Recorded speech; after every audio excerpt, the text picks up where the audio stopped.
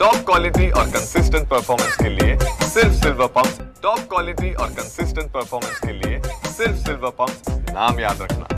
कोयना धरणातून पाण्याचा विसर्ग वाढत असल्यामुळे आपण सध्या पाहू शकतो या ठिकाणी कृष्णा नदीची पाण्याची पातळी ही 34 फुटाकडे चाललेली आहे।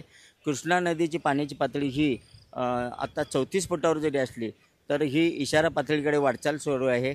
40 फुटापर्यंत इशारा पातळी आहे तर 45 फूट ही धोकाची पातळी आहे। एकंदरीत पाहिलं तर कोयना धरणातून 95,000 क्युसेक्स वेगाने पाण्याचा विसर्ग सुरू आहे तर दुसरीकडे वारणा धरणातून 36,000 पेक्षा जास्त क्युसेक्स वेगाने हे वारणा नदीमध्ये पाण्याचा विसर्ग सुरू आहे। या दोन्ही धरणातून विसर्ग सुरू होत असल्यामुळे आणि या संपूर्ण सांगली जिल्ह्यामध्ये आणि कृष्णा नदीच्या पाणलोट क्षेत्रामध्ये आणि कोयना धरणाच्या परिसरामध्ये सतत पडत असलेल्या पावसामुळे आणि त्याचबरोबर दुसरीकडे वारणा धरणातून चांदोली धरणाच्या परिसरामध्ये सतत पडणाऱ्या पावसामुळे या ठिकाणी आपण पाहू शकता कृष्णा नदी असेल किंवा वारणा नदी असेल ही दुधडी भरून वाहत आहे।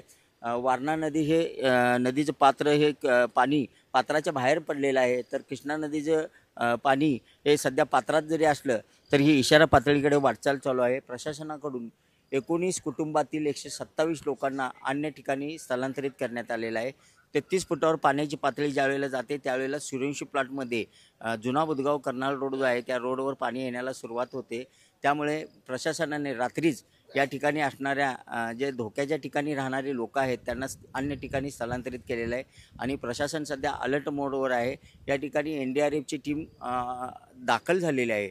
त्यामुळे सध्या तरी इशारा पातळीकडे कृष्णा नदीची वाटचाल सुरू आहे। कॅमेरामन अभिजित सोबत मी शंकर देवकुळे, TV9 मराठी, सांगली।